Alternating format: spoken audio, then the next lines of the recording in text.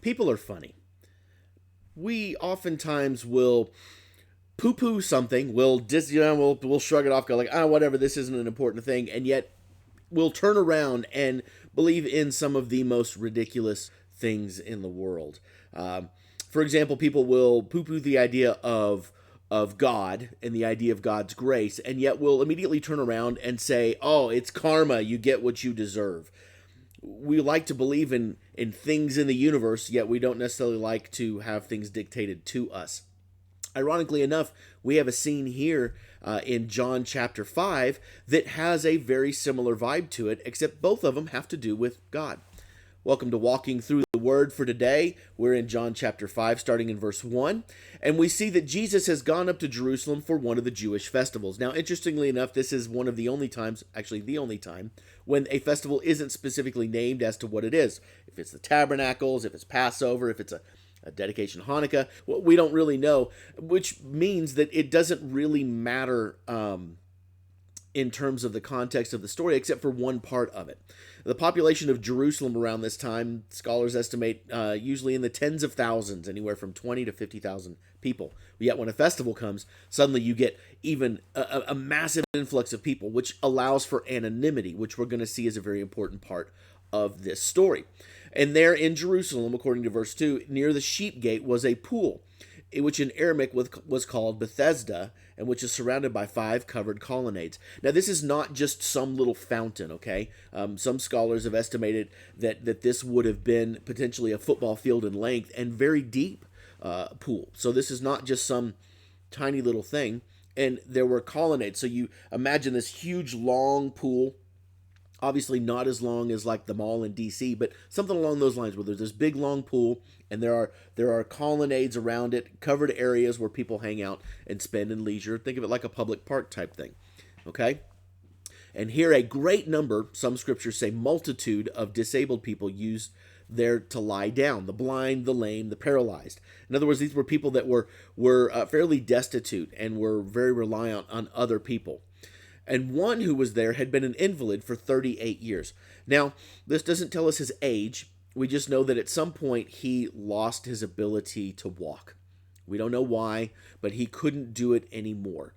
He was trapped and he was at the mercy of others. He might have even at times slept there. We don't really know. But the reason for the 38 years is not to give an exact time frame of how old the man is, but instead to help us realize that this is a point where this man has no hope. Okay, there's no more any kind of anything that's going to help him except for desperation, which is why he was at the pool of Bethesda, because we see here in the narrative that the pool of Bethesda had a mystical idea about it. Now, this is not a biblical idea. This is not something that they found in the Jewish Torah, but somehow some folklore had gotten in that every now and then an angel would come by and would just decide to casually dip its wing in the pool. I don't know why. I mean, maybe they were just having a good day. I don't. Maybe they just need to cool off that wingtip. I don't know. But they'd come in and they'd dip a wing in there, and when that water stirred, because it wouldn't be the wind, it had to be an angel's wing. When that water stirred, the first person in it would be healed. Poof, boom.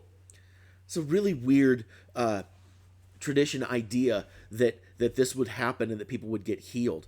And there's a mysticism here, and they're looking at it as a God thing, but not as a God thing at the same time. So when Jesus sees this man lying here, he leans into, and he learned his condition for a long time. He just asks him, "Do you want to get well?" Now, when you read this encounter in verse 7, you see that the man just kind of gives this generic reply. See, he doesn't know who Jesus is. He doesn't know the significance of the person asking the question. And so he's just saying, look, I'm just lying here. I'm just trying to get well. I do want to get well, but, this is nobody there to get me in the water. So when when that angel's wing comes, I'm out of luck. And Jesus looked at the man and he says, "Get up, pick up your mat and walk."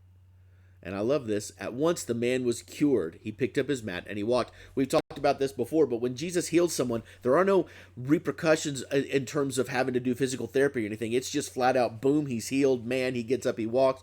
No atrophy, nothing. He's completely healed. Just like John's mom was completely healed and able to do work. I mean, this is incredible. Or not John, Peter's mom. This is all really cool stuff. This is what happens here is he gets up and he walks, and he just walks off.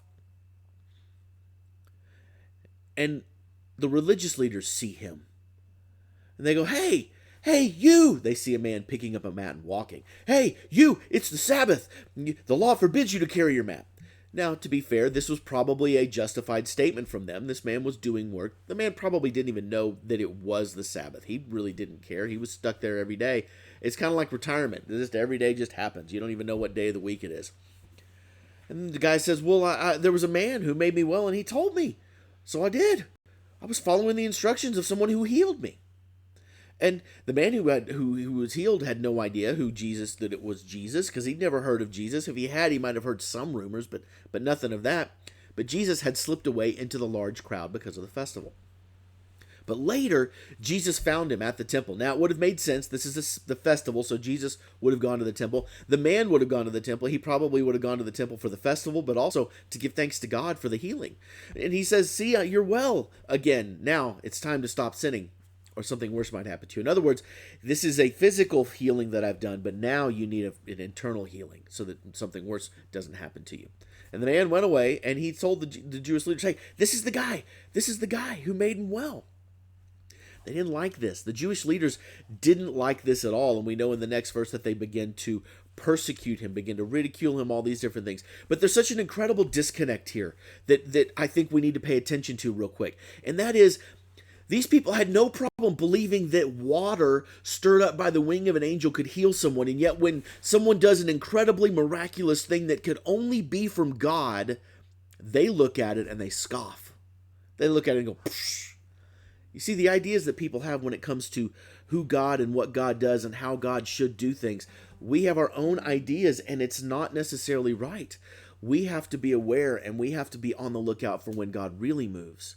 And when he does, to have the humility to recognize it and follow him, rather than follow some silly little mischievous superstition idea of angels' wings. So, that's it in a nutshell.